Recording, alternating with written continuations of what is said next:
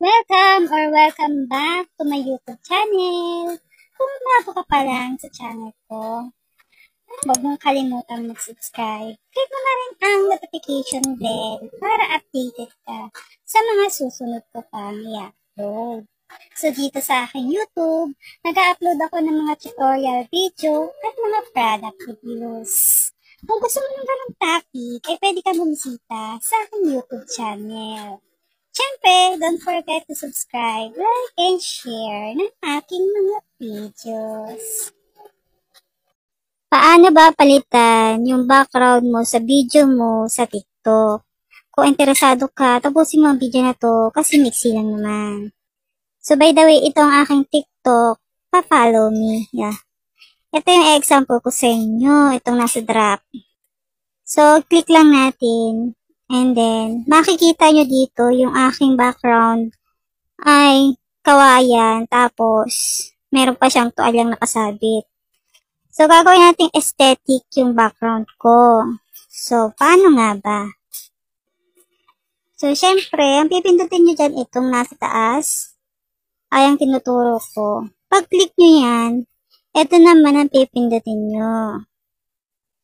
Pag napindot nyo yan, ito yung magiging itsura niya. Tapos dito sa baba, slide nyo lang kasi nandito yung ating kailangan. So, ito ang cut out ang kailangan natin. Pag pinindot nyo yun, ito naman, ito ang pipindutin nyo. Yan, tinuturo ko na yan. And then, makikita nyo nagbibilang na siya. Pag naging 100 na yan, okay na. So, wait lang natin.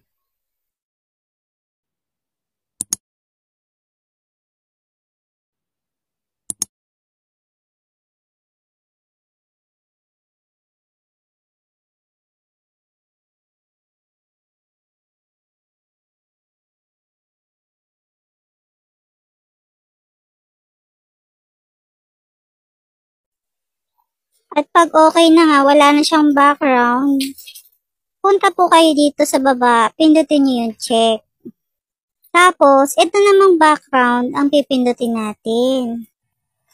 So, dito, dapat meron na kayong naka-reading aesthetic na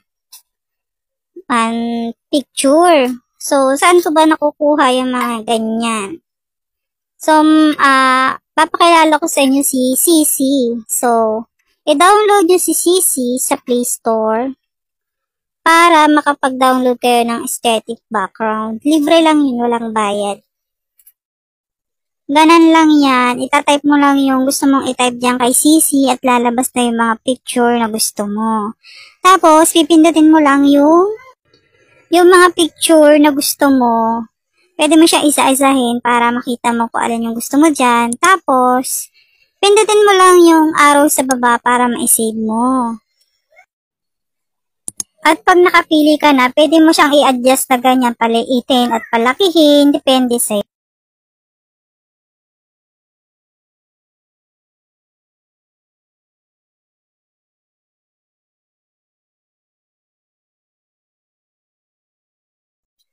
At kapag nga nakapili ka na, ay pwede mo na siyang i-back.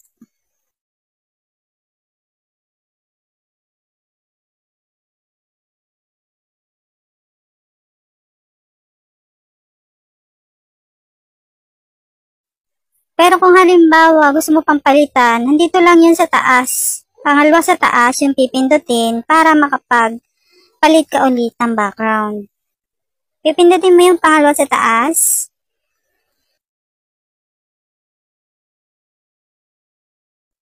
And then, yung mismong video, pipindutin mo siya para maging ganyan yung itsura niya.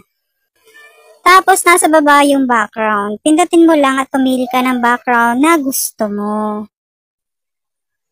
So, ganun lang kadali ang pagpalit ng background sa iyong video.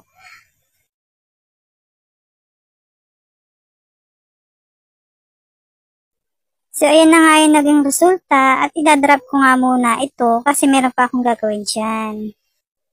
So, by the way, huwag nyo kalimutang mag-follow sa aking TikTok and dito sa YouTube. Kung nagustuhan mo ang aking tutorial, don't forget to subscribe, like, and share ng aking mga video.